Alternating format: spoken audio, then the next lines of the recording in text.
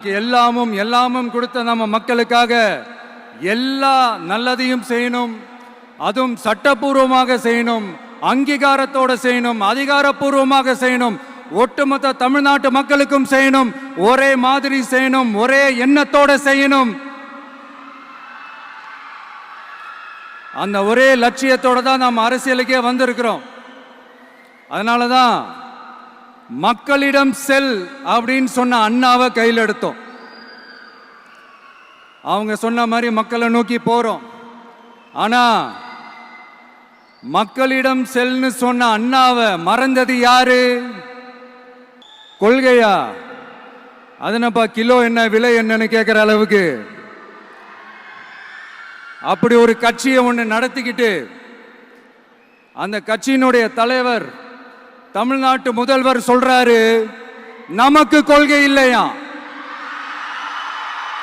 எப்படி? நமக்கு கொள்கை இல்லையா? பிறப்புக்கும் எல்லா உயிருக்கும்னு ஒரு அடிப்படை கோட்பாட்டை நம்ம கட்சியினுடைய ஒரு முக்கிய கோட்பாட்டை அறிவிச்ச நமக்கு கொள்கை இல்லையா? எல்லாருக்கும் எல்லாமும் கிடைக்கணும், சமூக நீதி கிடைக்கணும், அந்த சமூக நீதி உண்மையான சமூக நீதியா இருக்கணும், சாதி வாரி கணக்கெடுப்பு நடத்தணும்னு ரொம்ப ஸ்ட்ராங்கா சொன்ன நமக்கு கொள்கை இல்லையா? CAA அறிவிச்சதுக்கு அப்புறம் அப்ப நம்ம கட்சி ஆரம்பிக்கிறதுக்கு முன்னாடியே எதிர்த்த நமக்கு கொள்கை இல்லையா? வகுப்பு சட்டத்தை எதிர்த்து உச்ச நீதிமன்றத்துக்கு முதல்ல போன நமக்கு கொள்கை இல்லையா? நீட்ட வந்தா ஒழிச்சிருவேன், நீட்ட வந்தா அழிச்சிருவேன், ஆட்சிக்கு வந்தவனே ரத்து செய்யறது நீட்ட தான், அப்படி இப்படின்னு கதையெல்லாம் விடாம கல்விய மாநில பட்டியலில் சேர்க்கணும்னு சொன்னதோட மட்டும் இல்லாம அதுக்கு ஒரு இடைக்கால தீர்வை சொன்ன நமக்கு கொள்கை இல்லையா? இப்போ உங்க கட்சியில என்ன நடந்துகிட்டு இருக்குது அதையும் கொஞ்சம் யோசிச்சு பாருங்க, இதையும் கொஞ்சம் யோசிச்சு பாருங்க. அதனால பாப்பா, பவள விழா பாப்பா, நீ பாசாங்கு காட்டாத பாப்பா,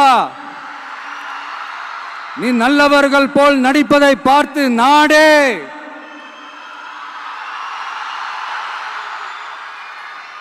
பாப்பான்னு சொன்னோம்.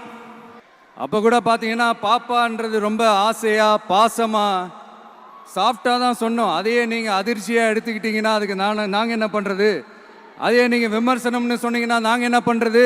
இன்னும் நாங்க விமர்சனம் செய்ய ஸ்டார்ட் பண்ணவே இல்லையே, இன்னும் நாங்க அடிக்க ஸ்டார்ட் பண்ணவே இல்லையே, அதுக்குள்ள அலர்னா எப்படி?